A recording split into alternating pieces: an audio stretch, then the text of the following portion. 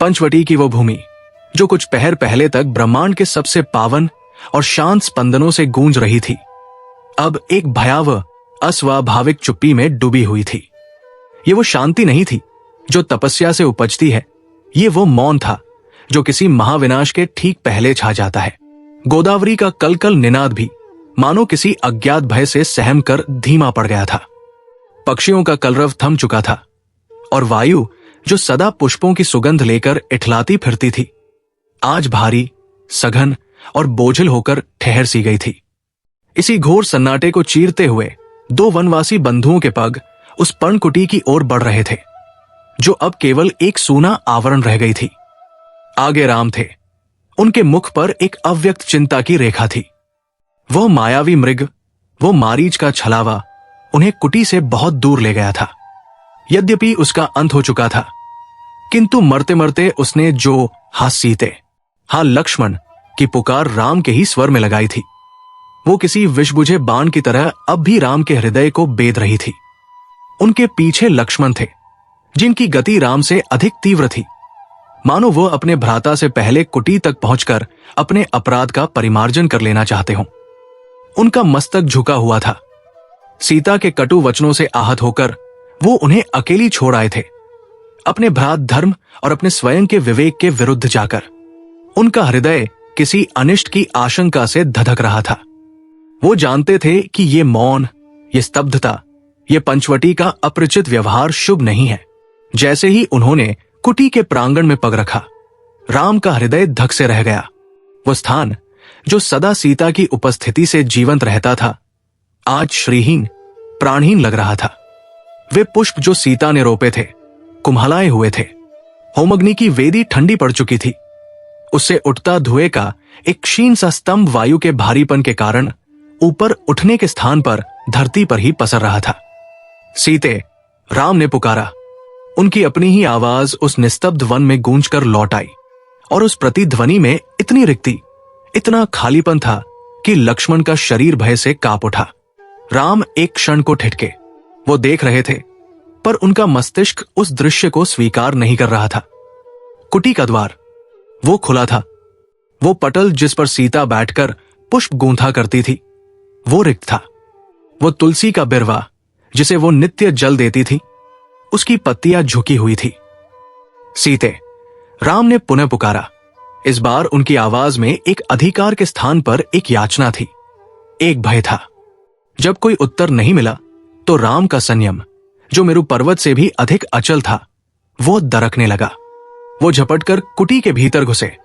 अंदर सब कुछ वैसा ही था, और फिर भी कुछ भी वैसा नहीं था। मृगचर्म अपनी जगह पर थे, जल के पात्र भरे थे, किंतु वह चेतना जो इस कुटी को घर बनाती थी, वो वहां नहीं थी। एक माला जिसे सीता गूंथ रही होंगी, अधूरी पड़ी थी। उसके कुछ पुष्प बिखर गए थे। ऐसा लगता था जैसे किसी ने उन्हें अति शीघ्रता में बलपूर्वक उठाया हो। लक्ष्मणम, राम के कंठ से एक शब्द नहीं, एक आर्तनाद फूटा। वो बाहर आए। उनकी आंखें उस उन्माद की दहलीज पर थी जो विवेक और अविवेक के बीच की सीमा रेखा को मिटा देता है। लक्ष्मण, मेरी सीता कहाँ है? तुम तो उसके रक्षक थे, तुमने उसे अकेला क्यों छोड़ा? लक्ष्मण के पास कोई उत्तर नहीं था। उनके नेत्रों से अश्रुओं की धारा बह रही थी। वो केवल इतना कह सके, भ्राता, भ्राता, पर राम सुनने की स्थिति में नहीं थे। उनका सारा संयम, उनका सारा देवत्व, उनका सारा धैर्य उस एक क्षण में भस्म हो गया था। वो अब अयोध्या के राजकुमार, रघुकुल के भूषण नहीं थे। वो केवल एक प्रेमी थे, जिनकी आत्मा का एक अंश उनसे छीन लिया गया था। वो उन्मादियों की भांति चीख पड़े, सीते। वो भागे। वो कुटी के पीछे उस कदम के वृक्ष के पास गए, जिसके नीचे बैठकर सीता प्राय मृग शावकों को दूर्वा खिलाया करती थी। हे कदम, हे श्रेष्ठ वृक्ष, क्या तुमने मेरी प्रिया को देखा? वो यहां आती थी, तुम्हें अपने अग्रज की भांति मानती थी। बोलो, क्या तुमने उसे देखा? वृक्ष ने कोई उत्तर नहीं दिया। उसकी पत्तियां केवल राम के संताप पर सहानुभूति में धीरे धीरे हिली। राम का उन्माद और बढ़ा। वो लताओं के झुंड की ओर दौड़े। हे मालती, हे चमेली, तुम तो मेरी वैदेही के केशों में सचती थी। तुम तो उसकी सखिया थी। बताओ, मेरी सीता कहाँ है? वो लताओं को झकझोरने लगे, मानो उनसे बलपूर्वक अपना उत्तर छीन लेना चाहते हो। तुम मौन क्यों हो? क्या इसलिए कि जिसने उसे हर लिया है वो तुमसे अधिक शक्तिशाली है, या तुम भी इस षड्यंत्र में सम्मिलित हो? लक्ष्मण उनके पीछे पीछे दौड़ रहे थे। प्रभु, धैर्य धरें। भ्राताश्री, स्वयं को संभाले, हम उन्हें ढूंढ लेंगे। वो यही कही होंगी, वन में पुष्प चुनने गई होंगी, या गोदावरी के तट पर। मौन रहो लक्ष्मण। राम का स्वर किसी घायल सिंह की दहाड़ जैसा था। वो लक्ष्मण की ओर पलटे, उनकी आंखों में रक्त उतर आया था। पुष्प चुनने इस समय, इस भयावह सन्नाटे में? और गोदावरी, हां गोदावरी, वो अवश्य जानती होगी। वो किसी बवंडर की गति से गोदावरी के तट की ओर भागे। नदी का जल शांत बह रहा था। राम ने घुटनों के बल बैठकर उस जल में अपना हाथ डाला। हे सरिता श्रेष्ठा, हे गोदावरी, तुम तो इस वन की साक्षी हो। तुम्हारे तट पर ही हमने ये कुटी बसाई थी। तुमने मेरी सीता को स्नान करते देखा है, पूजा करते देखा है। बताओ, किस दिशा में गई वो? क्या तुमने उसे जल में विलीन होते देखा, या किसी पापी ने उसे बलपूर्वक स्पर्श किया और तुम देखती रही? जब नदी के प्रवाह ने कलकल ध्वनि के अतिरिक्त कोई उत्तर नहीं दिया तो राम का दुख क्रोध में परिवर्तित होने लगा। तुम भी उत्तर नहीं दोगी क्योंकि वह अबला थी, क्योंकि मैं यहां नहीं था? वो जल को अपनी अंजुली में भरकर तट पर फेंकने लगे। अगर तुमने मेरी सीता को नहीं बचाया तो मैं तुम्हें सुखा दूंगा। मैं मरुस्थल को आदेश दूंगा कि वह तुम्हें पी जाए। बोलो, कहां है मेरी सीता? लक्ष्मण ने उन्हें बलपूर्वक पकड़कर उठाया। भ्राता, ये आप क्या कर रहे हैं? ये जड़ वस्तुएं हैं, ये क्या उत्तर देंगी? हमें विवेक से काम लेना होगा, हमें खोजना होगा। विवेक? राम उन्मत्त होकर हंस पड़े। वो हंसी किसी रुदन से अधिक भयावह थी। कौन सा विवेक लक्ष्मण? वही विवेक जो तुम्हें उसके कटु वचन सुनकर उसे अकेला छोड़ने पर विवश कर गया, या मेरा विवेक जो एक मायावी मृग के पीछे भागकर अपने सर्वस्व को दांव पर लगा आया? नहीं लक्ष्मण, अब विवेक का समय नहीं, अब केवल प्रलय का समय है। वो पुनः वन की ओर भागे। उनकी दृष्टि अब हर वस्तु में संदेह देख रही थी। एक मोर ने अपने पंख फैलाए। राम उसके निकट गए। हे मयूर, तुम्हारी ग्रीवा का कंठ मेरी सीता के कंठ के समान नीलवर्णी है। तुमने उसे अवश्य देखा होगा। वो किधर गई? मोर उनकी उग्रता देखकर भयभीत हो एक केकारव करता हुआ उड़ गया।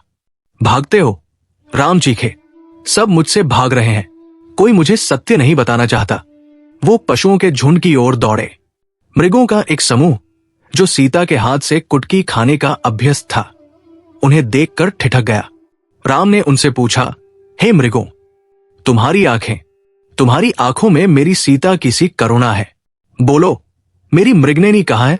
जब मृगों ने राम के बदले हुए स्वरूप और उनके आसपास उमड़ती क्रोध की ऊर्जा को भांपकर भय से छलांग लगाई और घने वन में विलुप्त हो गए, तब राम का अंतिम संयम भी टूट गया। तो ये बात है। वो आकाश की ओर देखकर बोले। उनकी आवाज में अब दुख नहीं, केवल प्रतिशोध का संकल्प था। ये सारा वन, ये पशु पक्षी, ये नदी पर्वत, सब एक महाषड्यंत्र का हिस्सा है।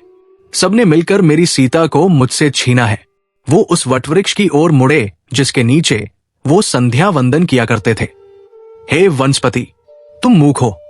हे पर्वत, तुम अचल हो। हे पवन, तुम उत्तर नहीं देते। यदि तुम सबने मेरी सीता को मेरे पास लौटाने में मेरी सहायता नहीं की तो राम आज अपने कोदंड पर वो प्रत्यंचा चढ़ाएगा जो इस समस्त सृष्टि को भस्म कर देगी। उन्होंने लक्ष्मण की ओर देखा जो उनके इस रौद्र रूप को देखकर कांप रहे थे। लक्ष्मण, मेरा धनुष लाओ, मेरे बाण लाओ। आज मैं इन वृक्षों को भस्म कर दूंगा जिन्होंने मेरी सीता को जाते हुए देखा और मुझे सचेत नहीं किया। मैं इन पर्वतों को अपने बाणों से विदीर्ण कर दूंगा जिन्होंने उस दुष्ट को छिपने का स्थान दिया। मैं इस गोदावरी को सुखा दूंगा जिसने मेरी सीता की आर्त पुकार अनसुनी कर दी। प्रभु, प्रभु, ये अनर्थ न करें। लक्ष्मण उनके चरणों में गिर पड़े। आप ईश्वर हैं। आप इस प्रकार साधारण मनुष्य की भांति शोक में विवेक कैसे खो सकते हैं? यदि आप ही धैर्य खो देंगे तो ये दास किसका संबल लेगा? ईश्वर? राम का स्वर तप्त लोहे सा था। ईश्वर होने का दंड ही भोग रहा हूं। लक्ष्मण, यदि मैं साधारण मनुष्य होता तो मेरी पत्नी का इस प्रकार दिन दहाड़े अपहरण न होता, और यदि होता भी तो मैं अब तक रो रो कर प्राण दे चुका होता। पर मैं राम हूं, मैं रो भी नहीं सकता और जी भी नहीं सकता।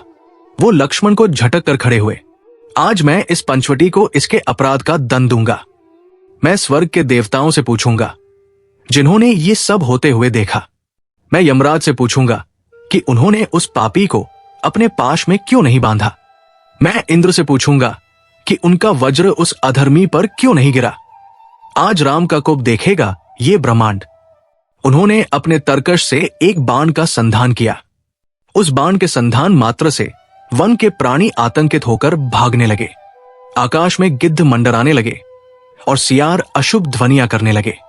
ऐसा लगा मानो प्रलय का आरंभ हो चुका हो। लक्ष्मण ने देखा कि अब अनुन्य विनय का समय नहीं है। वो जानते थे कि उनके भ्राता का ये उन्माद केवल एक ही वस्तु से शांत हो सकता है, वो है कोई सुराग, कोई दिशा। जबकि राम अपने बाण को तानकर सृष्टि के विनाश का संकल्प ले रहे थे, लक्ष्मण अपनी तीव्र दृष्टि से उस भूमि का निरीक्षण कर रहे थे जहां से सीता को उठाया गया होगा। उनकी आंखें उस उन्मत्त विलाप के बीच भी सत्य को खोज रही थी। तभी उनकी दृष्टि कुछ टूटी हुई लताओं पर पड़ी। वहां की मिट्टी खुरची हुई थी। ये एक सामान्य खरोंच नहीं थी, ये किसी संघर्ष का प्रमाण थी। भ्राता रुकिए, लक्ष्मण चीखे। राम, जो बाण छोड़ने ही वाले थे, ठिठके। क्या है लक्ष्मण? मुझे रोको मत। आज मुझे मेरे कर्तव्य से विमुख न करो। कर्तव्य? लक्ष्मण ने दृढ़ता से कहा। उनके आंसू सूख चुके थे और एक सैनिक की कठोरता उनके मुख पर आ गई थी। हमारा कर्तव्य विलाप करना नहीं है भ्राताश्री, हमारा कर्तव्य खोजना है। यहां देखिए। राम उस स्थान पर आए। लक्ष्मण ने उन्हें कुछ ताजे टूटे हुए पुष्प दिखाए जो सीता के केशों में सजे रहे होंगे। उन्होंने भूमि पर घिसटने के चिन्ह दिखाए और फिर उन्होंने वह दिखाया जिसने राम के उन्माद को एक क्षण में घनीभूत क्रोध में बदल दिया। भूमि पर दो प्रकार के पदचिन्ह थे। एक तो सीता के छोटे सुकुमार पग जो भयभीत होकर पीछे की ओर हट रहे थे, और दूसरे पदचिन्ह विशाल थे, अमानवीय थे और किसी अपार बल के साथ धरती में धंसे हुए थे। वो पदचिन्ह किसी वन के साधारण पशु या किसी भिल के नहीं थे, वो किसी ऐसी सत्ता के थे जो मानवी नहीं थी। राम ने उन पदचिन्हों को देखा।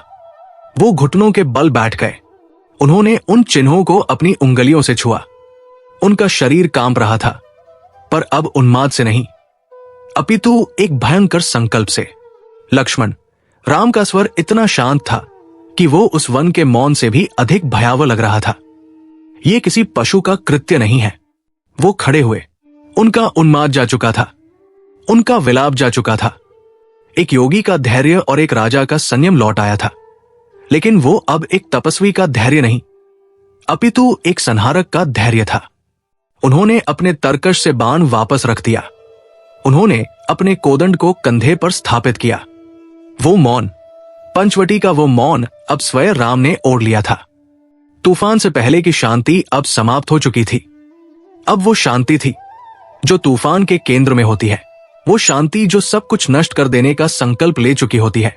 राम ने उन पदचिन्हों को देखा जो दक्षिण दिशा की ओर जा रहे थे। उनकी आंखों में अब आंसू नहीं थे, उनमें एक ज्वाला धधक रही थी। प्रश्न अभी भी वही था, सीता कहाँ गई? पर अब उस प्रश्न में एक और प्रश्न जुड़ गया था जो अधिक घातक था। उन्हें कौन ले गया? और उस कौन का अंत अब इस ब्रह्मांड में निश्चित हो गया था। अध्याय का प्रारंभ राम के उन्माद से हुआ था, किंतु अंत राम के उस मौन संकल्प से हुआ जिसने भविष्य के महासंग्राम की नींव रख दी थी। राम का वो उन्माद जो पंचवटी के शांत वृक्षों से टकराकर प्रतिध्वनित हो रहा था, अब एक भयंकर हिमनदी सी शीतलता में परिवर्तित हो चुका था।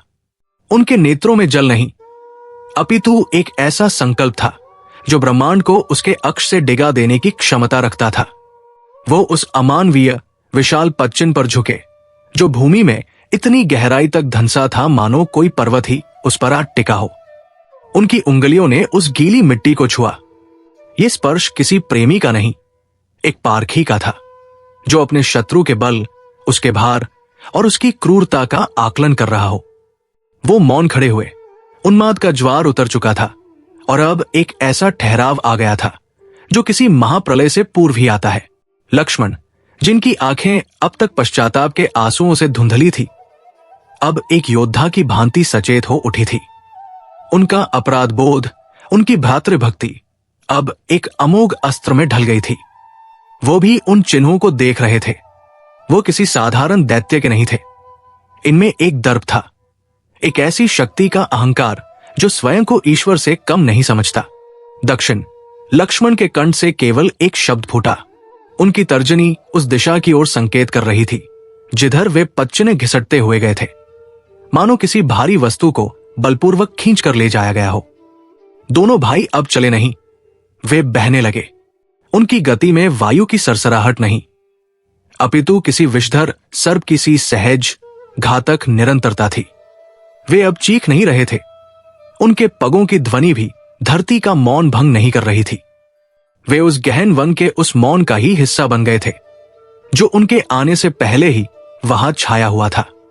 राम की दृष्टि केवल भूमि पर गड़ी थी, उन पदचिन्हों की श्रृंखला पर जो उनके जीवन के धागे को किसी अज्ञात अंधकार में खींच कर ले जा रही थी।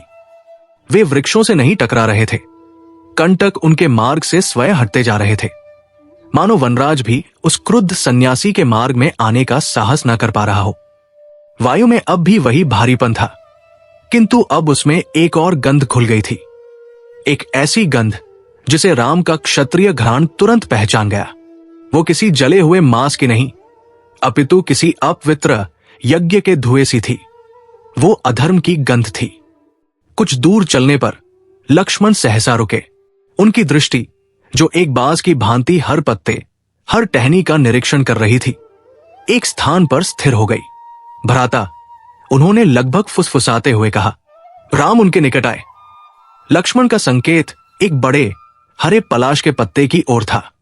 वो पत्ता जो अभी कुछ क्षण पहले तक वन की हरियाली का उत्सव मना रहा था, अब अपवित्र हो चुका था। उस पर रक्त की कुछ बूंदें थी। वो बूंदें ताजी थी, अभी सूखी नहीं थी। उनका रंग साधारण रक्त जैसा लाल नहीं, अपितु कुछ गहरा, लगभग कालापन लिए हुए था।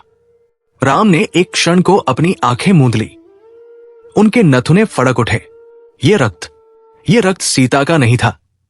ये उनके कोमल शरीर का पवित्र रक्त हो ही नहीं सकता। ये किसी और का था। ये किसी संघर्ष का पहला प्रमाण था। राम ने अपनी कांपती उंगली से उस रक्त को छुआ। वो अभी भी किंचित उष्ण था। उन्होंने उस उंगली को अपनी नासिका के पास लाकर सूंघा। इसमें लोहे की गंध नहीं थी, इसमें एक अजीब सी, तामसिक, गंधक जैसी महक थी। ये किसी मनुष्य का या वन के किसी साधारण प्राणी का रक्त नहीं था। ये किसी ऐसी योनि का रक्त था जो पंचवटी की पवित्र भूमि के लिए सर्वथा अपरिचित थी। राक्षस। राम के होठों से ये शब्द नहीं, एक फुफकार निकली। तो ये अपहरण नहीं था, ये एक युद्ध का आरंभ था। किसी ने उनकी सीता को बलपूर्वक छीनने का प्रयास किया था और किसी ने उसे रोकने का प्रयास किया था। वे अब केवल पदचिन्हों का अनुसरण नहीं कर रहे थे, वे अब रक्त के उस भयावह पथ पर चल रहे थे। वो बूंदें अब केवल पत्तों पर नहीं थी, वे वृक्षों के तनों पर थी, ऊंचे, बहुत ऊंचे, जैसे कि संघर्ष भूमि पर नहीं, आकाश में हुआ हो। कुछ बूंदें छिटक कर ऐसी टहनियों पर पड़ी थी जहां भूमि से पहुंच पाना असंभव था। राम और लक्ष्मण ने एक दूसरे को देखा। उनकी शंका को बल मिल रहा था। यह कोई साधारण राक्षस नहीं था, यह कोई ऐसा था जो आकाश मार्ग में गमन कर सकता था। यह कोई ऐसी शक्ति थी जो देवताओं के विधान को चुनौती दे रही थी।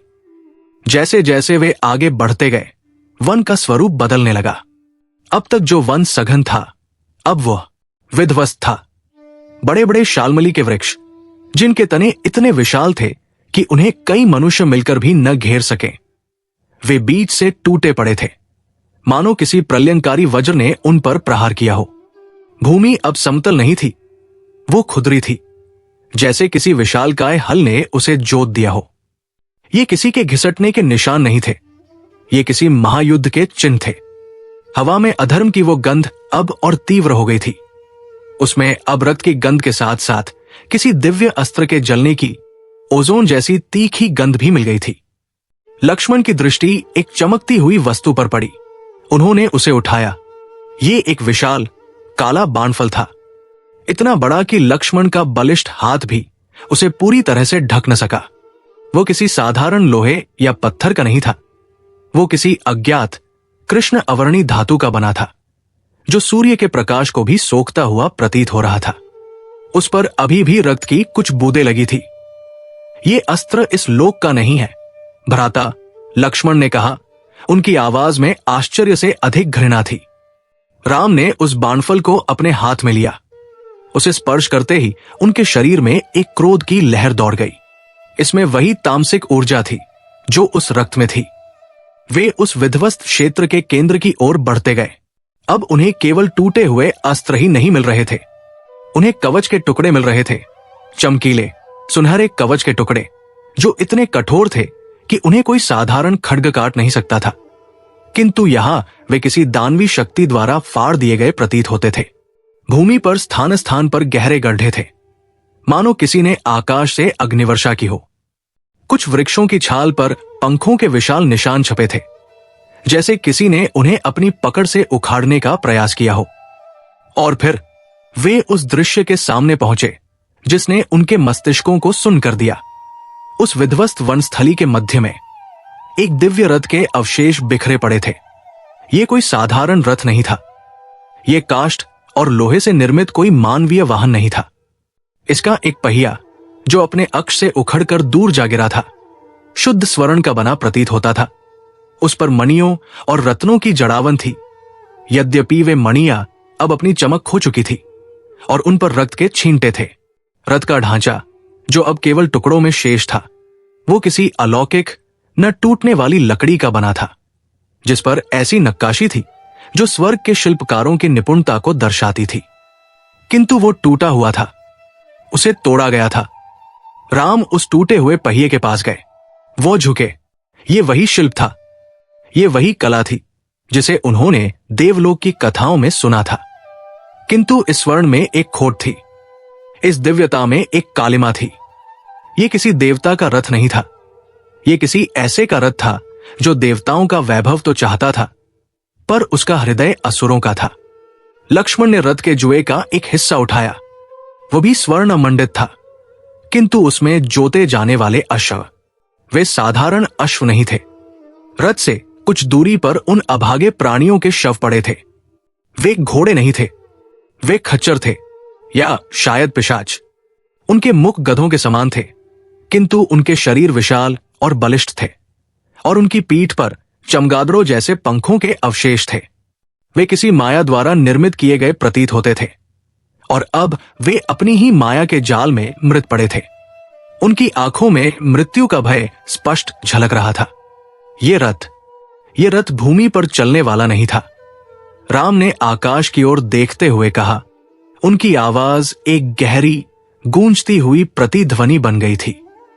ये आकाश में उड़ता था, और इसका स्वामी वो कोई साधारण राक्षस नहीं, वो राक्षसों का राजा है। वे समझ गए थे यहां एक भयंकर अकल्पनीय संघर्ष हुआ था।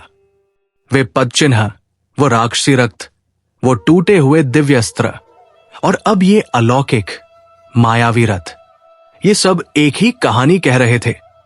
अपहरणकर्ता सीता को लेकर इस रथ में आकाश मार्ग से जा रहा था, और तब किसी ने उसे चुनौती दी थी। किसी ने उस दानवी शक्ति से युद्ध किया था। वो टूटे हुए कवच के टुकड़े, वो रक्त, वो उस वीर का था जिसने सीता को बचाने का प्रयास किया था। राम ने भूमि पर घुटने टेक दिए। उन्होंने उस धरती को छुआ जो उस वीर के रक्त से सिंचित थी। उनका हृदय उस अज्ञात रक्षक के प्रति कृतज्ञता से भर उठा। कौन था वो? लक्ष्मण। कौन था वो जिसने हमारे लिए, हमारी सीता के लिए अपने प्राणों का बलिदान दिया? हवा में अभी भी अधर्म की गंध थी, किंतु अब उसमें एक और गंध मिल गई थी, एक वीर के बलिदान की, धर्म के लिए संघर्ष करने की अद्भुत सुगंध। राम और लक्ष्मण उस टूटे हुए रथ के पास खड़े थे। उनके सामने अब केवल सीता को खोजने की चुनौती नहीं थी, उनके सामने एक ऐसे शत्रु की चुनौती थी जो दिव्य रथों पर चलता था, जो मायावी अस्त्रों का स्वामी था और जो इतना क्रूर था कि उसने अपने मार्ग में आने वाले हर प्रतिरोध को कुचल दिया था। दर्शकों के मन में जो प्रश्न थे वे अब और भी गहरे हो गए थे। संघर्ष किससे हुआ? यह स्पष्ट था कि वो कोई महाबलशाली राक्षस था। क्या सीता ने अपना बचाव किया? शायद, किंतु यह भयंकर युद्ध, यह किसी स्त्री का युद्ध नहीं लगता था। यह दो महाशक्तियों का युद्ध था। वो रथ किसका था? यह अब स्पष्ट हो गया था कि वो अपहरणकर्ता का था। किंतु सबसे बड़ा प्रश्न जो अब राम के हृदय को बेध रहा था वो ये था, वो तीसरा कौन था? वो वीर कौन था जिसका रक्त इस भूमि पर गिरा था और जो इस टूटे हुए रथ से अधिक महत्वपूर्ण साक्ष्य था? राम ने उस रक्त से सनी मिट्टी को अपनी मुट्ठी में भींच लिया। उस मुट्ठी में अब केवल शोक नहीं था, उसमें एक प्रतिज्ञा थी। उस अज्ञात बलिदानी के रक्त का प्रतिशोध लेने की प्रतिज्ञा। वो टूटा हुआ रथ, वो मायावी अश्वों के शव, वो अमानवीय रक्त और वो टूटे हुए दिव्य कवच के टुकड़े, ये सब मिलकर एक ऐसी कहानी कह रहे थे जिसने राम और लक्ष्मण के हृदयों को भय से नहीं अपितु एक अपरिचित बर्फीले क्रोध से भर दिया था। वो विध्वंस स्थली किसी युद्ध का अंत नहीं थी, वो केवल एक सूचना थी। सूचना एक ऐसे शत्रु की जिसकी शक्ति और क्रूरता उनकी कल्पना से भी परे थी। राम उस रक्तरंजित कृष्णवर्णी धातु के बाणफल को अपनी मुट्ठी में भींचे हुए थे। उसकी तामसिक ऊर्जा उनकी नसों में प्रवाहित हो रही थी, उनके संकल्प को और भी अधिक वज्रकठोर बना रही थी। लक्ष्मण, जिनकी दृष्टि अब भूमि पर नहीं अपितु वन की हर छाया पर, हर ध्वनि पर केंद्रित थी, एक तने हुए धनुष की भांति सन्नद्ध थे। उनका अपराध बोध अब एक जलते हुए अंगारे में परिवर्तित हो चुका था, जो प्रतिशोध की वायु पाकर और भी अधिक धधक उठा था। वे उस विध्वंस स्थली से आगे बढ़े। अब उनके पास अनुसरण करने के लिए वे अमानवीय पदचिन्ह नहीं थे। वो आकाश रथ उन्हें आकाश मार्ग से ले गया था। वो भूमि पर घिसटने के निशान जो सीता के संघर्ष के थे, रथ के उड़ते ही समाप्त हो गए थे। अब उनके पास क्या था? केवल एक दिशा, दक्षिण, और एक गंध, वही गंध, अधर्म की वो तीखी गंधक जैसी गंध जो अब रक्त में मिल गई थी। किंतु ये केवल उस राक्षस के रक्त की गंध नहीं थी जो टूटे हुए रथ के पास बिखरा पड़ा था। वायु में एक और सर्वथा भिन्न गंध तैर रही थी। ये ताजी थी, ये भारी थी, ये किसी एक प्राणी के रक्त की नहीं अपितु एक सूखे हुए सरोवर के एकाएक जल से भर जाने की भांति थी। ये रक्त का एक सागर थी। ये इतनी सघन थी कि उसमें लोहे की, तांबे की और प्राणशक्ति की एक अजीब सी घुटन भरी महक आ रही थी। ये वो गंध थी जो किसी महायज्ञ के विध्वंस के उपरांत आती है। दोनों भाई अब पदचिन्हों पर नहीं, उस गंध के सहारे चल रहे थे। वो गंध उन्हें दक्षिण पूर्व की ओर खींच रही थी, वन के और भी अधिक सघन और भी अधिक अंधकारपूर्ण हिस्से में। वन की प्रकृति बदल रही थी। वृक्ष जो पहले एक दूसरे से दूरी बनाए हुए थे, अब इतने सघन हो गए थे कि सूर्य का प्रकाश भी छनकर भूमि तक नहीं पहुंच पा रहा था। भूमि दलदली और नम थी। एक अस्वाभाविक शांति छाई थी। यहां तक कि झिंगुरों की ध्वनि भी बंद हो चुकी थी, मानो समूचा वन किसी की मृत्यु पर मौन धारण किए हुए हो। भ्राता, लक्ष्मण ने फुसफुसाते हुए कहा। उनकी दृष्टि सामने उस अंधकार में गड़ी थी जहां दो वृक्षों के बीच का मार्ग किसी गुफा के मुख समान प्रतीत हो रहा था। ये गंध, ये असहनीय होती जा रही है। राम ने कोई उत्तर नहीं दिया। उनके नथुने फड़क रहे थे। वो उस गंध को पी रहे थे, उसे आत्मसात कर रहे थे। वो अपने शत्रु की शक्ति का आकलन कर रहे थे।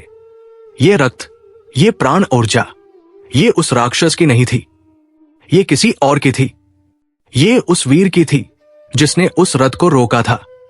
वो वीर जिसके टूटे कवच के टुकड़े उन्हें मिले थे, वो यहां कहीं आसपास ही था। जैसे ही वे उस सघन अंधकार से निकलकर एक छोटे किंतु भयावह रूप से खुले हुए स्थान पर पहुंचे, वे दोनों एक साथ ठिठक गए। उनकी आंखों को उस अकस्मात प्रकाश से सामंजस्य बिठाने में एक क्षण लगा, और जब ऐसा हुआ तो उनके पैरों तले से धरती खिसक गई। उनके सामने उस खुली वनस्थली के मध्य में एक टीला था। यह कोई साधारण टीला नहीं था। यह मिट्टी का या पत्थरों का नहीं बना था। यह भूरा, लाल और काला, कई रंगों का एक विचित्र सा पर्वतखंड था, जो वहां अप्राकृतिक रूप से पड़ा हुआ था। पहले तो वे भ्रमित हुए। ये क्या था? क्या ये उस राक्षस की कोई और माया थी? कोई भ्रम? क्या ये उस रथ का ही कोई और हिस्सा था जो यहां जलकर राख हो गया हो? वो टीला, वो हिल रहा था। नहीं, वो हिल नहीं रहा था। वो सांस ले रहा था। एक बहुत धीमी, लगभग अगोचर, घड़घड़ाती हुई सांस, जो उस टीले के आधार से आती और पूरे ढांचे को किंचित कंपा देती। उस टीले के चारों ओर की भूमि, वो काली, गीली और चिपचिपी थी। वो रक्त से सनी हुई थी। वो रक्त जिसकी गंध उन्हें यहां तक खींच लाई थी, वो इसी टीले से रिस रहा था। सावधान लक्ष्मण, राम का स्वर सपाट था। उन्होंने अपने धनुष पर प्रत्यंचा चढ़ा ली थी। ये कोई जीव है। वे दोनों एक दूसरे से कुछ गज की दूरी बनाते हुए उस विचित्र भयावह संरचना की ओर धीरे धीरे बढ़े। जैसे जैसे वे निकट आते गए, उस टीले का वास्तविक स्वरूप स्पष्ट होने लगा, और जो उन्होंने देखा वो उनकी समझ से परे था। वो मिट्टी नहीं थी, वो पत्थर नहीं था, वो पंख थे। हजारों, लाखों पंख, एक दूसरे में उलझे हुए, रक्त और मिट्टी से सने हुए। वो पंख जो कभी आकाश की संपत्ति रहे होंगे, जो कभी सूर्य के प्रकाश में स्वर्ण और कांस्य की भांति चमकते होंगे, अब वे एक मांस के लोथड़े पर चिपके हुए कीचड़सने पंखों का एक पर्वत थे। ये एक पक्षी था, इतना विशाल, इतना अकल्पनीय रूप से विशाल कि उसका वर्णन करना असंभव था। राम ने अपने जीवन में ऐसे किसी प्राणी की कल्पना भी नहीं की थी। वो टीला जिसे वे देख रहे थे, वो उस महाकाय पक्षी का धड़ था। उसका आकार वो किसी राजभवन से कम न रहा होगा। लक्ष्मण की आंखें फटी रह गई। उन्होंने अपनी तर्जनी से राम को संकेत किया। जहां उस शरीर पर पंख होने चाहिए थे, जो उसे आकाश का स्वामी बनाते थे, वहां अब कुछ नहीं था। वहां केवल दो विशाल रक्तरंजित गड्ढे थे, दो खुले घाव, जहां से मांस और टूटी हुई अस्थियां बाहर झांक रही थी। उसके पंख काट दिए गए थे। उन्हें जड़ से उखाड़ा नहीं गया था। उन्हें किसी अत्यंत तीक्ष्ण और शक्तिशाली अस्त्र से एक ही प्रहार में निर्ममता से काट डाला गया था। यह दृश्य इतना वीभत्स था, इतना अपवित्र था कि लक्ष्मण को एक क्षण के लिए अपने मुख पर हाथ रखना पड़ा। ये कौन था? भ्राता? लक्ष्मण की आवाज में आतंक और घृणा का मिश्रण था। किसके साथ ये? राम मौन थे। वो उस पंखों के पर्वत की परिक्रमा कर रहे थे। उनकी दृष्टि उस घड़घड़ाहट के स्रोत को खोज रही थी। और तब उन्होंने उसे देखा। उस धड़ के एक ओर, लगभग मिट्टी में धंसा हुआ, उस प्राणी का सिर पड़ा था। वो सिर ही एक सामान्य रथ के बराबर रहा होगा। उसकी शक्तिशाली, सुवर्ण अवर्णी, हुकदार चोंच, जो कभी पर्वतों को चीर देने की क्षमता रखती होगी, अब रक्त से सनी हुई थी। किंतु ये केवल उसका अपना रक्त नहीं था। उस चोंच में काले, राक्षसी मांस के टुकड़े और कृष्णवर्णी धातु के कवच के अंश फंसे हुए थे। उसकी आंखें, वे महान आंखें जो कभी ब्रह्मांड के रहस्यों को भेदती होंगी, अब बंद थी। नहीं, एक बंद थी। दूसरी, जो राम की ओर थी, वो एक झिल्ली से ढंकी थी, दूधिया हो चली थी। मृत्यु का पर्दा उस पर गिर रहा था। राम को लगा जैसे उनके हृदय को किसी ने मुट्ठी में भींचकर मसल दिया हो। वो इस आकृति को जानते थे। उन्होंने इस मुख को, इस चोंच को, इन राजसी लक्षणों को पहले देखा था। बहुत पहले, बाल्यकाल में, अयोध्या के राजप्रासाद में, जब उनके पिता महाराज दशरथ अपने एक अति विशिष्ट, अति प्राचीन मित्र से चर्चा किया करते थे। एक मित्र जो भूमि पर नहीं, आकाश में रहता था। एक मित्र जो मनुष्य नहीं, पक्षियों का राजा था। नहीं, राम के कंठ से एक अस्फुट चीत्कार निकली। वो घुटनों के बल उस रक्त और कीचड़ में बैठ गए। ये वो नहीं हो सकते, ये असंभव था। उन्होंने अपना कांपता हुआ हाथ आगे बढ़ाया और उस विशाल मृतप्राय सिर को छुआ।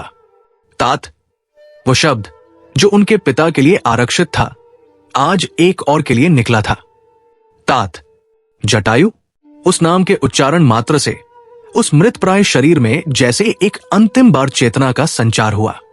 वो दूधिया झिल्ली जो उस महान आग को ढक रही थी, एक पल के लिए कांपी और हट गई। उस झिल्ली के नीचे एक गहरी स्वर्णवर्णी बुद्धिमान आंख ने राम को देखा। उस आंख में पीड़ा थी, असफलता का दुख था, किंतु उसमें अपने कर्तव्य को पूरा करने का संतोष भी था। हे राम! एक आवाज, जो आवाज नहीं थी, वो उस विशाल शरीर के फेफड़ों से निकलती हुई वायु का एक अंतिम घर घर करता हुआ प्रयास थी। वो आवाज इतनी क्षीण थी कि यदि वन में एक पत्ता भी गिरता तो वो दब जाती, किंतु उस भयावह शांति में वो राम के कानों में वज्रपात की भांति गूंजी। लक्ष्मण! जल! राम चीखे। वो उस सिर को अपनी गोद में उठाने का व्यर्थ प्रयास करने लगे।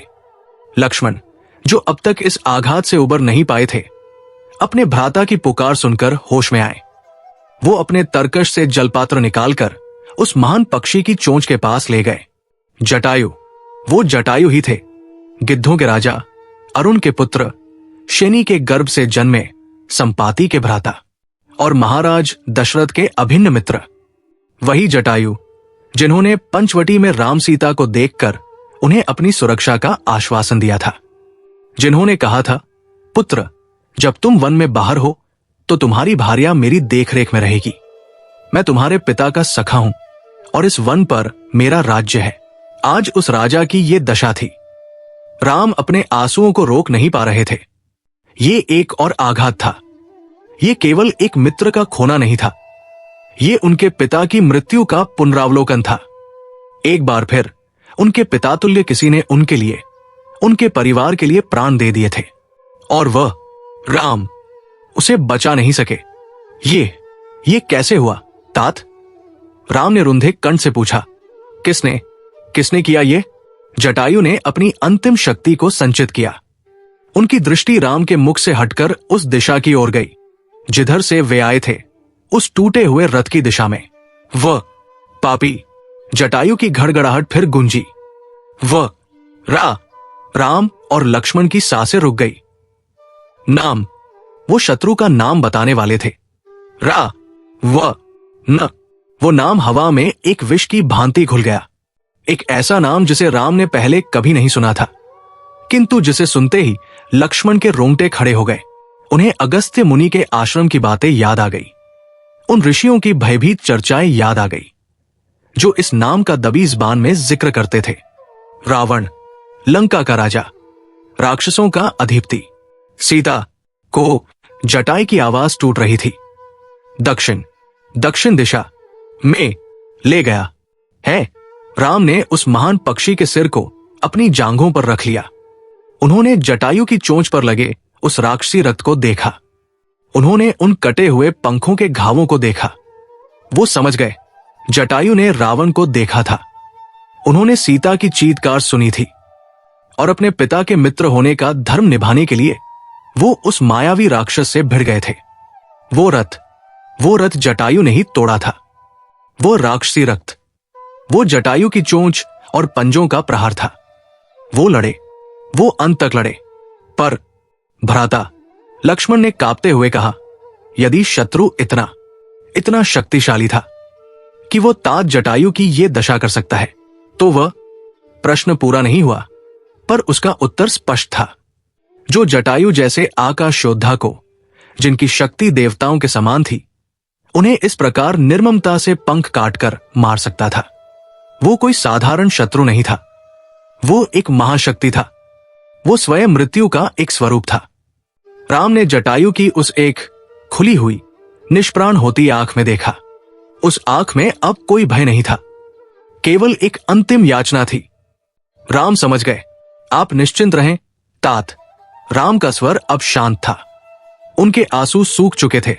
उनके हृदय का उन्माद और दुख अब एक ऐसे प्रतिशोध में बदल गया था जिसकी अग्नि में ये समस्त सृष्टि भी भस्म हो सकती थी। आपने अपना धर्म निभाया, आपने मेरे पिता को दिया हुआ वचन निभाया। अब धर्म निभाने की बारी मेरी है। जटायु की आंख में एक अंतिम चमक आई। शायद वो संतोष की चमक थी। उनके मुख से एक अंतिम क्षीण श्वास निकली और वो विशाल पंखों का पर्वत जो क्षण भर पहले तक मृत्यु से संघर्ष कर रहा था, अब सदा के लिए शांत हो गया। राम उस निष्प्रास शरीर के पास बैठे रहे। उनके पिता के एक और मित्र का शव उनकी गोद में था।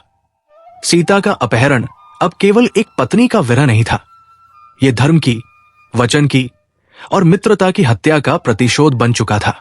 वो मौन जो उस पंखों के पर्वत के चारों ओर पसरा था, राम के एक घुटने के टिकने की ध्वनि से टूटा। वो रक्त और कीचड़, वो अब राम के वल्कल वस्त्रों को अपवित्र कर रहा था, किंतु राम को इसकी सुध कहाँ थी।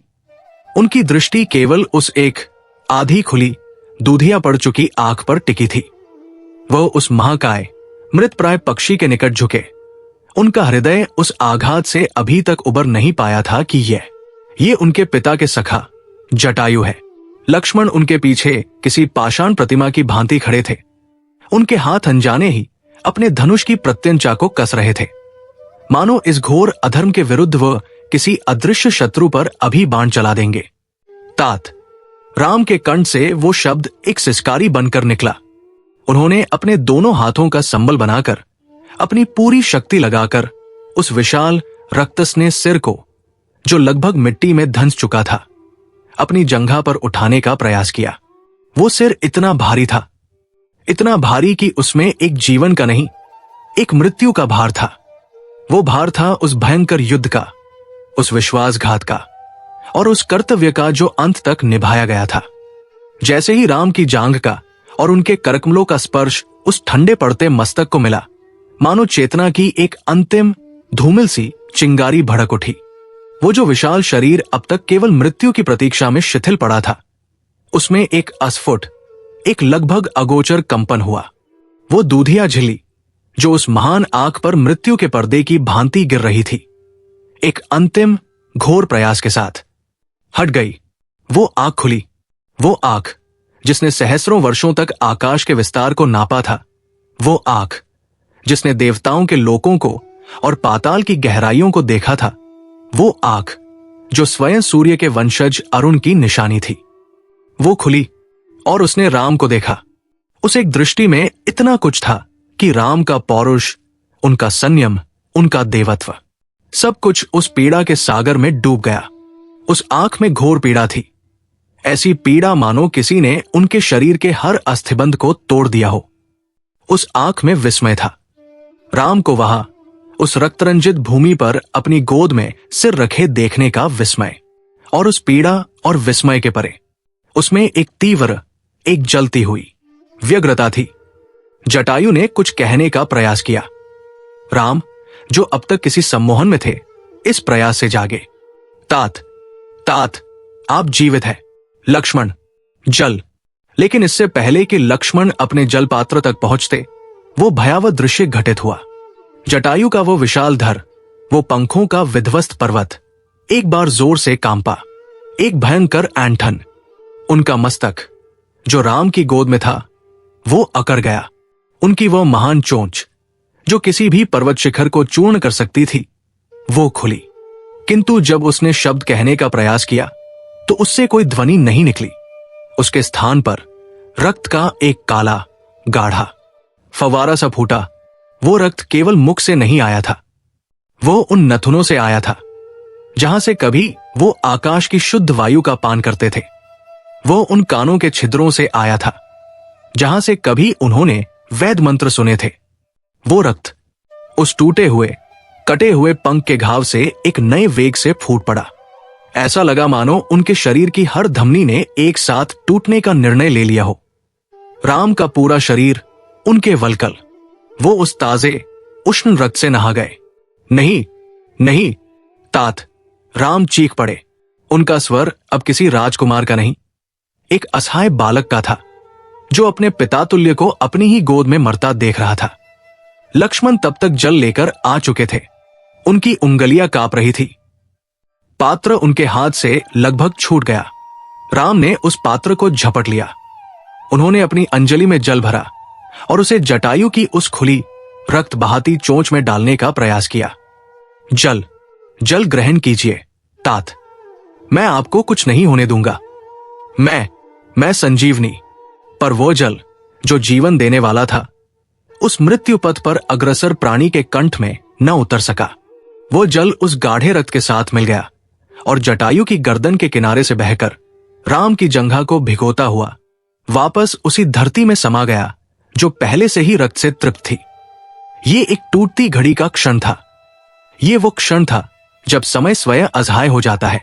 जटायु का विशाल शरीर हर एक सांस के साथ कांप उठता था। वो सांस नहीं थी, वो उनके फेफड़ों में भरते रक्त और वायु के बीच का एक घोर संघर्ष था। हर बार जब वो वायु अंदर खींचने का प्रयास करते, एक घड़घड़ाहट की, किसी टूटे हुए यंत्र की सी ध्वनि उस पूरे वन में गूंज जाती। और हर बार जब वो सांस बाहर छोड़ते, उसके साथ जीवन का एक और अंश रक्त के नए बुलबुलों के साथ बाहर निकल आता। राम का संयम अब टूट चुका था। उनका दुख, उनकी पीड़ा अब एक तीव्र ज्वलंत आवश्यकता में बदल गई थी। उन्हें उत्तर चाहिए था।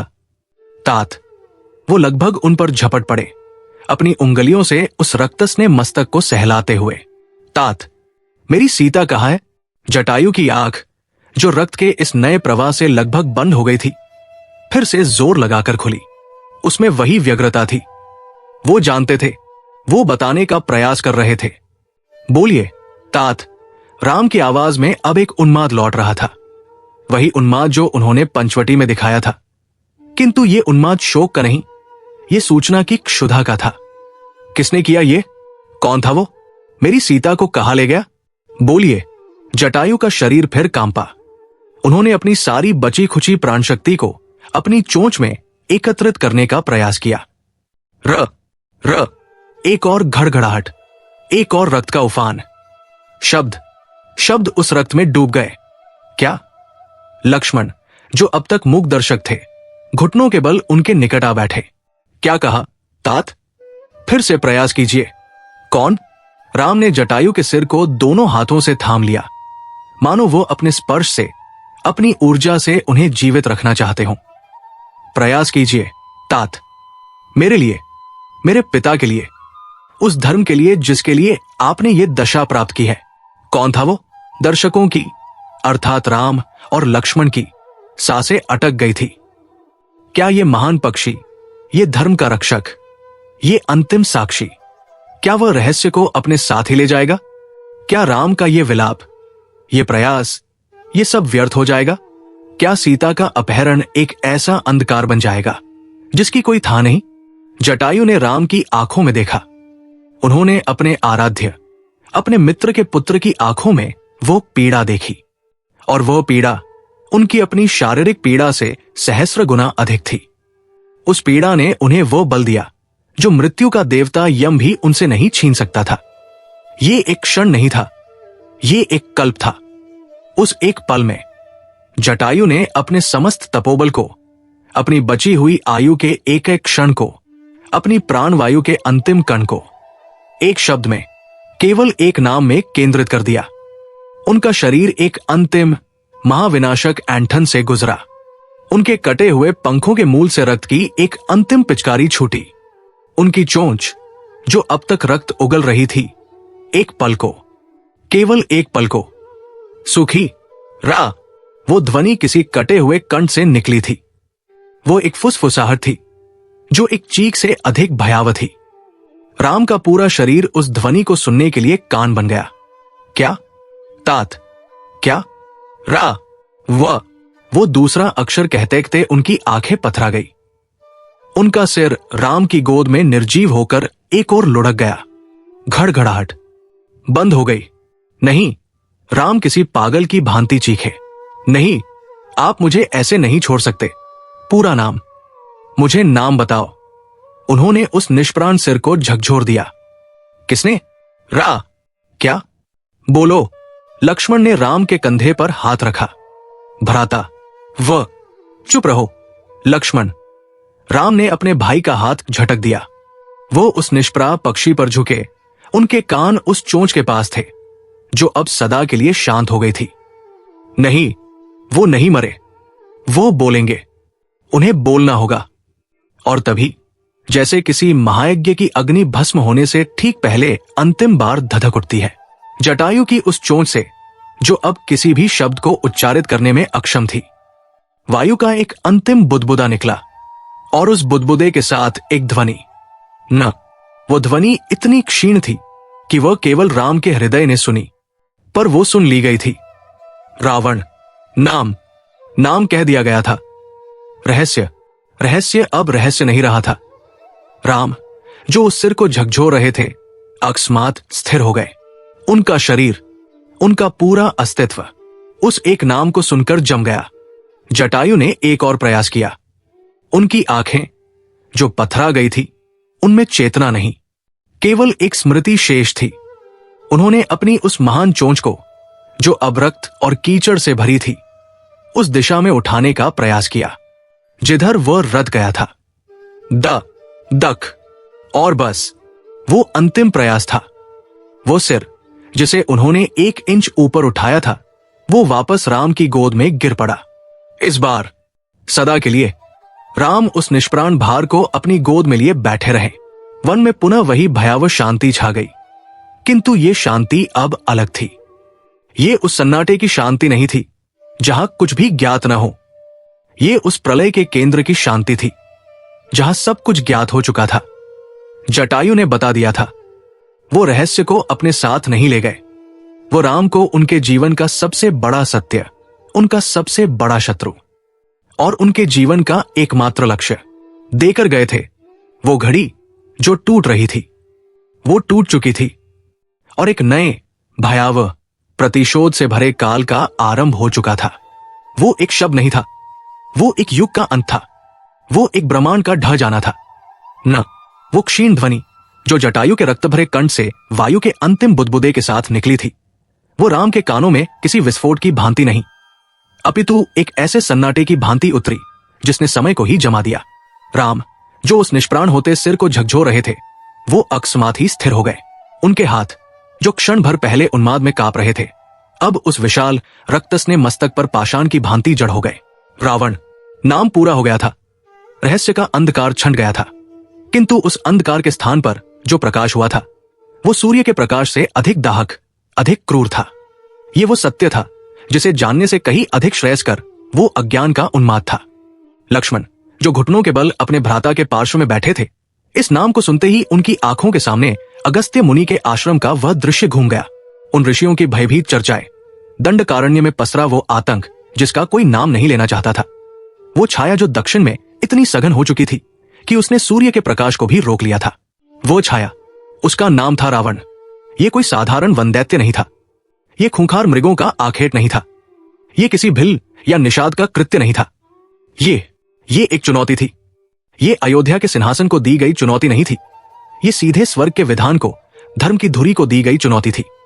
ये लंका के उस अधिपति का कृत्य था जिसने अपने 10 सिरों से वेदों के ऋचाओं का पाठ किया था और उन्हीं 10 मुखों से अधर्म की ज्वाला उगली थी। वो जिसने शिव को कैलाश सहित उठा लेने का दंभ किया था, वह जिसके भय से देवता अपने लोकों में कांपते थे, वह जिसे स्वयं ब्रह्मा से अवध्य होने का वरदान प्राप्त था। राम का मस्तिष्क जो क्षण भर पहले केवल अपनी सीता को खोने के शोक में डूबा था, अब इस सूचना के भार से कांप उठा। ये अपहरण केवल वासना का नहीं था, ये अहंकार का था। ये राम के अस्तित्व को, उनके पौरुष को, उनके धर्म को दिया गया एक खुला निमंत्रण था। और ये सूचना, ये गुप्त राज उन्हें कौन दे रहा था? वो जो उनकी गोद में अपनी अंतिम घड़ियां गिन रहा था। जटायु, राम की दृष्टि उस नाम के आतंक से हटकर वापस उस महान बलिदानी मुख पर आई। उस एक आंख में जो अभी भी मृत्यु की झिल्ली से संघर्ष कर रही थी, अब एक नई, एक अंतिम व्यग्रता थी। नाम बताना पर्याप्त नहीं था, उन्हें सब कुछ बताना था। तात, राम का स्वर अब सिसकी नहीं था, वो एक गहरी कांपती हुई नदी का प्रवाह था। आपने उसे देखा? जटायु का पूरा शरीर उस प्रश्न की प्रतिध्वनि में कांप गया। वो अपनी अंतिम शक्ति को, अपने प्राणों के अंतिम कणों को, अपनी स्मृतियों के अंतिम अंशों को समेट रहे थे। उन्हें बोलना था, उन्हें राम को सचेत करना था। उन्हें अपने मित्र दशरथ का ऋण चुकाना था। उनकी वह महान चोंच जो अब तक रक्त उगल रही थी फिर खुली। इस बार रक्त नहीं, केवल शब्द, टूटे, घिसटते, मरते हुए शब्द निकले। मैं वो घड़घड़ाए। ऊपर आकाश। राम और लक्ष्मण की दृष्टि स्वतः ही उस सघन वन के वितान को चीरती हुई आकाश की ओर उठी। मैंने सुना, जटायु की आवाज डूब रही थी। उसकी पुकार, राम, लक्ष्मण। राम की आंखें बंद हो गई। उस एक शब्द ने, सीता की उस अंतिम पुकार की कल्पना ने उनके हृदय में जो घाव किया वो रावण के सहस्र बाण भी नहीं कर सकते थे। वो रथ स्वर्ण का जटायु की स्मृति तीक्ष्ण हो उठी। माया, पिशाच। लक्ष्मण ने उस टूटे हुए रथ के अवशेषों को देखा जो कुछ दूर पड़े थे। तो ये वही रथ था। मैंने रोका जटायु के स्वर में एक क्षण को, केवल एक क्षण को। उस महायोद्धा का गर्व लौटा। कहा, ये अधर्म है, ये राम की पत्नी है। राम की उंगलियां जटायु के सिर पर और कस गई। वो उस दृश्य की कल्पना कर सकते थे। आकाश में दो महाशक्तियां, एक धर्म का रक्षक, दूसरा अधर्म का स्वामी। वो हंसा। जटायु के शरीर में क्रोध की एक लहर दौड़ी जिसने मृत्यु को एक पल के लिए और दूर धकेल दिया। 10 सिर, उसका नाम रावण, नाम की पुनरावृत्ति, जैसे कि राम और लक्ष्मण को इस सत्य पर कोई संदेह न रह जाए। मैंने युद्ध किया, ये कहते हुए जटायु ने वो किया जो असंभव था। उन्होंने अपनी उस चोंच को जो राम की गोद में निर्जीव पड़ी थी उसे किंचित उठाया और राम के हाथ पर जो रक्त से सना था उस पर रगड़ दिया। उस चोंच में अभी भी उस कृष्णवर्णी धातु के कवच के टुकड़े और काले राक्षसी मांस के रेशे फंसे थे। राम ने उन अवशेषों को देखा।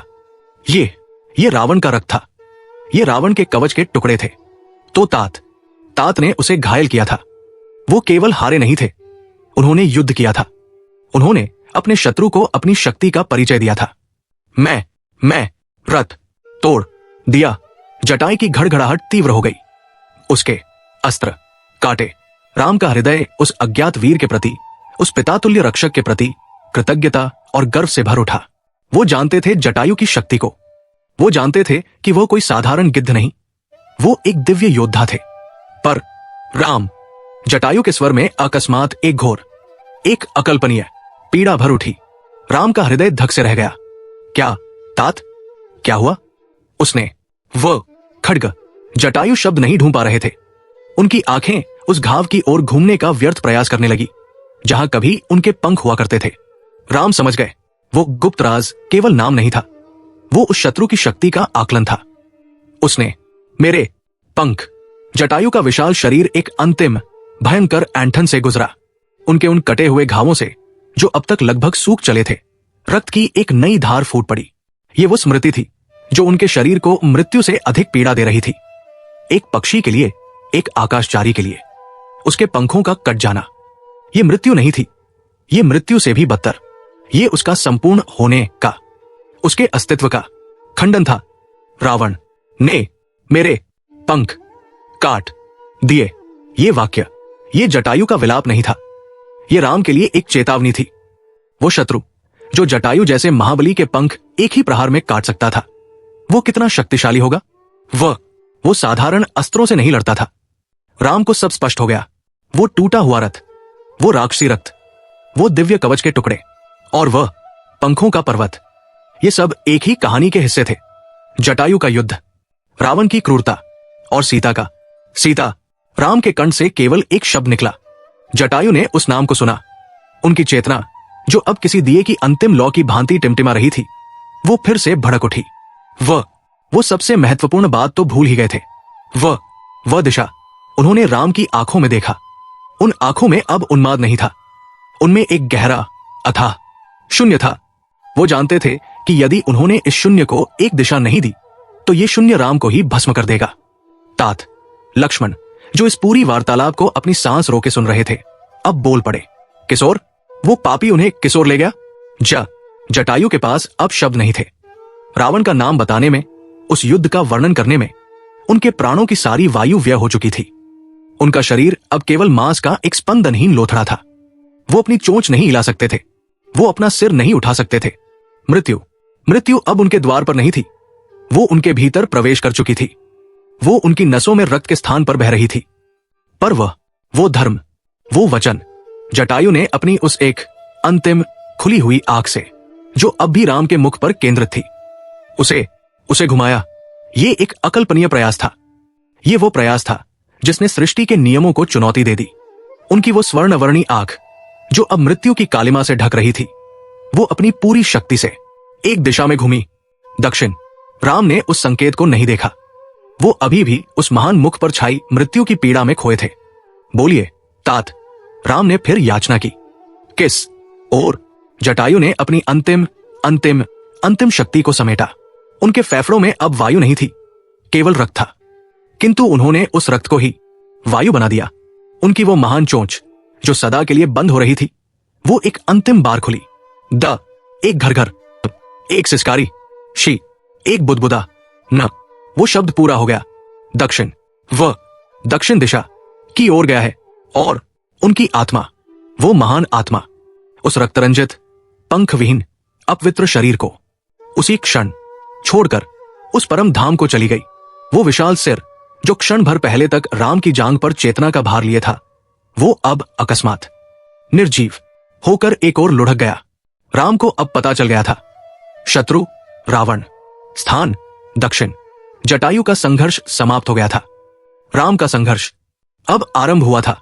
वो सिर, जो क्षण भर पहले तक एक महायोद्धा की चेतना का भार वहन कर रहा था, अब अकस्मात एक भयावह अंतिम भार के साथ राम की जांघ पर एक ओर लुढ़क गया।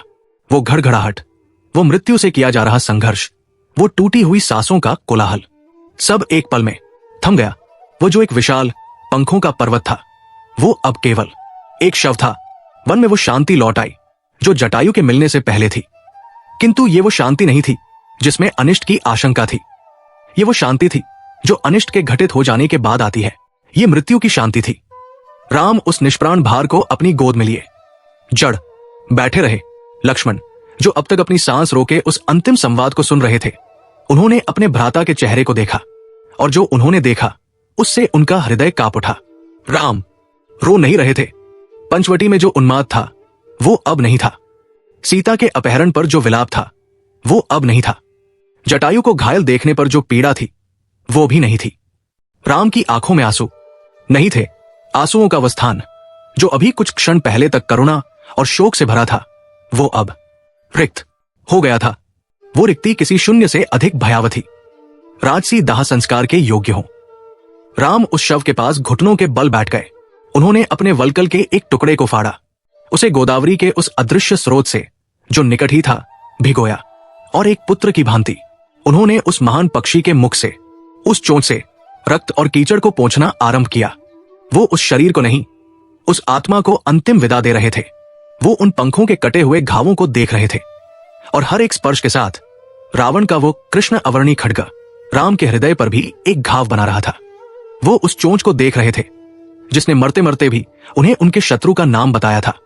वो जटायु को केवल एक पक्षी नहीं, बल्कि अपना पिता मान चुके थे। एक ऐसा पिता जिसने वचन पालन की वो उच्चतम परिभाषा गढ़ दी थी, जिसकी तुलना स्वयं उनके अपने पिता रघुकुल रीति नीति निर्माता दशरथ से ही की जा सकती थी।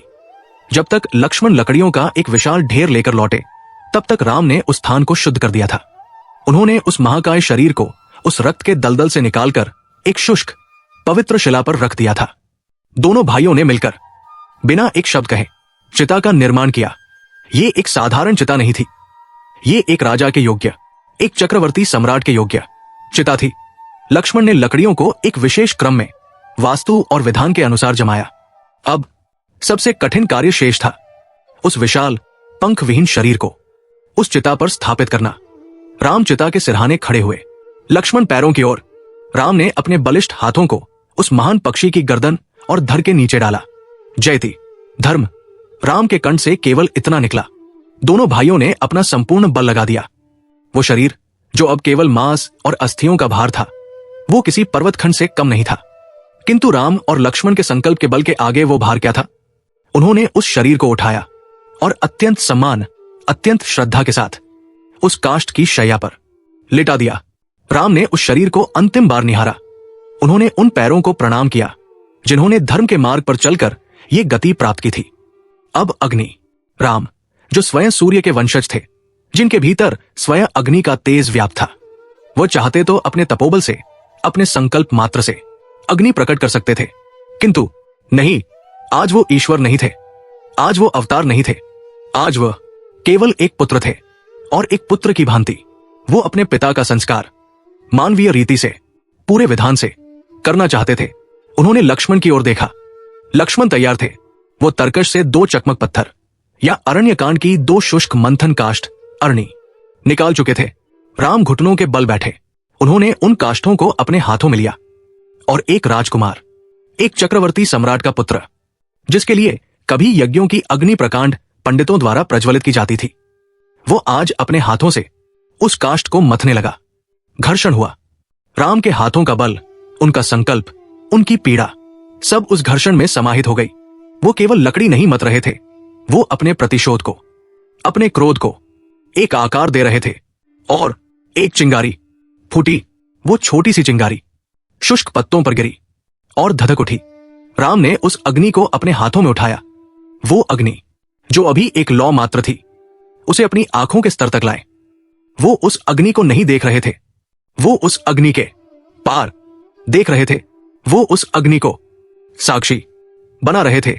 उन्होंने उस प्रज्वलित अग्नि को उस चिता के काष्ठ में स्थापित किया। शुष्क लकड़ियों ने घी और समिधा के अभाव में भी उस दिव्य आत्मा के स्पर्श से तत्काल उस अग्नि को स्वीकार कर लिया। लपटे उठीन, पहले धीमी फिर प्रचंड, अग्नि ने उस महान शरीर को अपनी सहस्र जिह्वाओं से आलिंगन करना आरंभ कर दिया। राम उस धधकती चिता के सम्मुख हाथ जोड़े खड़े हो गए। लक्ष्मण उनके पार्श्व में धनुष बाण का संधान किए एक प्रहरी की भांति खड़े थे, मानो वो ये सुनिश्चित कर रहे हो कि इस अंतिम संस्कार में कोई आसुरी शक्ति विघ्न न डाल सके। अग्नि अपना कार्य कर रही थी। वो उस नश्वर शरीर को भस्म कर, उस महान आत्मा को पंचतत्व से मुक्त कर देवलोक की ओर प्रेषित कर रही थी। राम की आंखें उस अग्नि की लौ पर टिकी थी। वो लौ उनकी पुतलियों में प्रतिबिंबित हो रही थी। ऐसा प्रतीत होता था मानो राम की आंखों में आंसुओं का स्थान अब स्वयं अग्निदेव ने ले लिया हो। वो विलाप जो पंचवटी में था समाप्त हो चुका था। वो उन्माद जो वृक्षों से प्रश्न कर रहा था समाप्त हो चुका था। वो शोक जो एक पति का था, वो अब एक योद्धा के, एक प्रतिशोधक के संकल्प में बदल चुका था। राम ने अपनी अंजलि को जोड़ा। उनके होंठ हिले।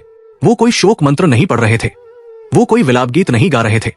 वह प्रतिज्ञा ले रहे थे उसी अग्नि को साक्षी मानकर, उस अग्नि को जो उनके पिता तुल्य जटायु के नश्वर शरीर को भस्म कर रही थी, उसी अग्नि को जो अब उनके प्रतिशोध की ज्वाला का प्रतीक बन गई थी।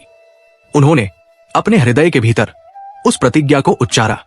उनका स्वर शांत था, किंतु उसमें ब्रह्मांड को कंपा देने वाला निश्चय था। हे अग्निदेव, हे सूर्यदेव, हे मेरे पितर और हे तात जटायु, आप इस धर्म युद्ध के प्रथम बलिदानी हैं।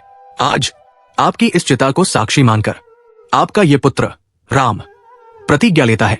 उनकी आंखें उस प्रचंड अग्नि में मानो दक्षिण दिशा को, लंका को और रावण के उस 10 मुख वाले अहंकार को घूर रही थी कि जब तक मैं उस अधर्मी, उस पापी, उस रावण का समूल नाश नहीं कर देता, जब तक मैं उसके अहंकार को, उसके वंश को, उसकी उस स्वर्णगरी लंका को इस चिता की भस्मी की भांति विध्वंस नहीं कर देता, और जब तक मैं अपनी सीता को उसी सम्मान, उसी पवित्रता के साथ वापस नहीं ले आता, तब तक राम ने अपनी मुट्ठियां भींच ली।